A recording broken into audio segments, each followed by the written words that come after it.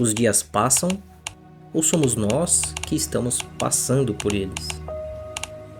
Se alguém te perguntar agora o que é o tempo, você provavelmente consegue responder sem pensar muito porque já viu o tempo agindo em quase tudo. O tempo basicamente é aquilo que passa. Mas pare um instante. O que exatamente está passando? Parece simples, mas há mais de 1600 anos um pensador chamado Santo Agostinho percebeu algo complexo nisso e disse: se ninguém me pergunta o que é o tempo, eu sei o que é. Mas se alguém me pergunta e eu tento explicar, aí eu já não sei mais. E isso revela um paradoxo interessante. O tempo é a coisa mais presente na nossa vida, ou uma das, e ao mesmo tempo, uma das mais difíceis de compreender. Nós vivemos em torno dele, corremos atrás de mais tempo, ou dizemos que não temos tempo para isso ou aquilo, ou esperamos o tempo passar quando algo incômodo está acontecendo, ou temos medo do tempo quando percebemos que estamos envelhecendo. Mas raramente nós paramos para perguntar o que exatamente é esse tempo. Quando tentamos responder, a primeira ideia que temos é olhar ao redor, olhar para o mundo e pensar que talvez o tempo esteja em todas as coisas que mudam, como por exemplo, o sol que nasce e se põe, ou nas estações que mudam, ou nos corpos que envelhecem. Mas pense com cuidado, nenhuma dessas coisas é o tempo. O nascer do sol é apenas a Terra girando. O envelhecimento dos corpos é apenas o corpo se transformando. Até o relógio na parede que parece medir o tempo, mas o que ele mede na verdade é apenas o movimento de um mecanismo para que possamos processar melhor o tempo passando, para que consigamos assimilar melhor essa noção. Só que nada disso é o tempo. Tudo isso são só mudanças provocadas pelo tempo. É apenas algo que acontece dentro dele. Mas nesse ponto surge um problema filosófico estranho. O passado já não existe mais. O futuro ainda não existe. E o presente nem dura. Tudo o que eu já falei até aqui já é passado. Tudo o que você ainda vai ouvir daqui para frente ainda é futuro. E o que é o presente, afinal, se o passado já não existe mais e o futuro ainda não existe? De que exatamente é feito o tempo? E Santo Agostinho disse, nesse sentido, que talvez o erro esteja no lugar onde procuramos o tempo. Nós olhamos para os relógios, para a natureza se movimentando, mas e se o tempo não estiver no mundo externo? Santo Agostinho sugeriu que o tempo só pode existir como o que ele chamou de distentio animi, uma distensão da alma. Ele sugeriu que o tempo é complexo porque é ali que ele está localizado, na própria alma. E essa distensão da alma ou consciência se estende entre três experiências: o passado, que vive na memória, o futuro, que vive na expectativa, e o presente, que existe na atenção.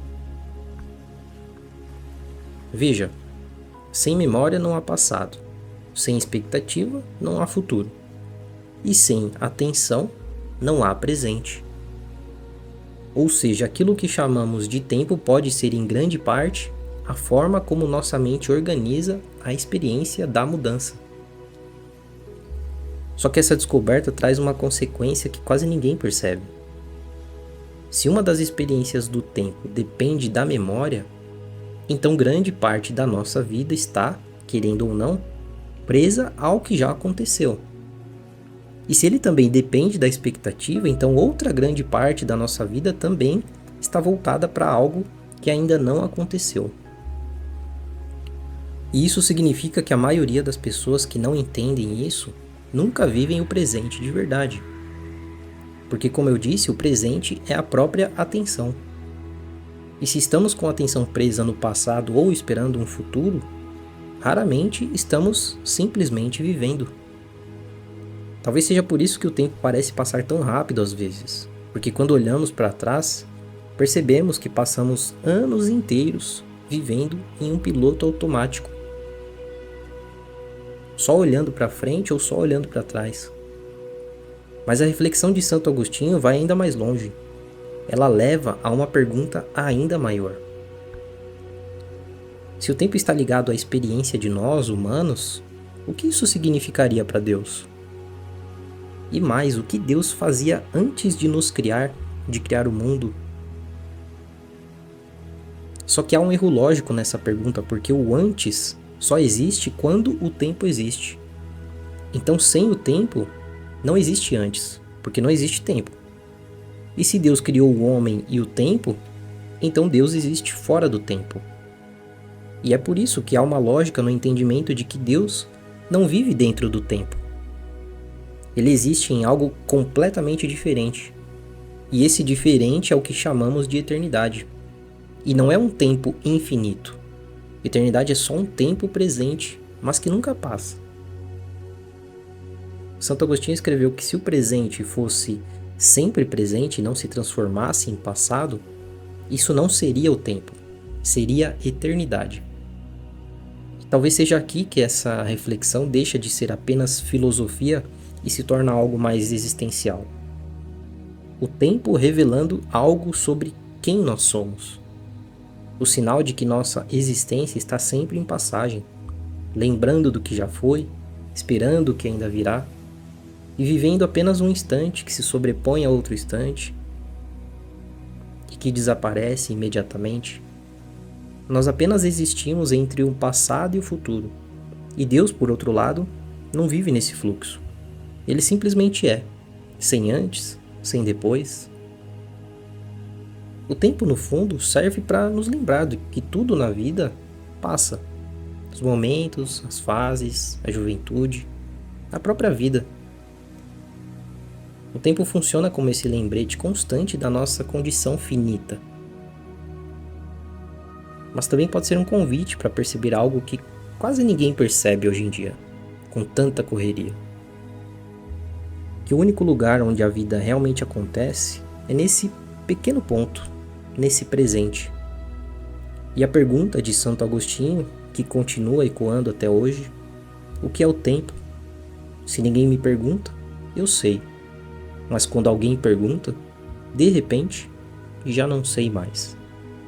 E nesse mistério, continua a nossa tentativa de compreender não apenas o tempo, mas a própria existência.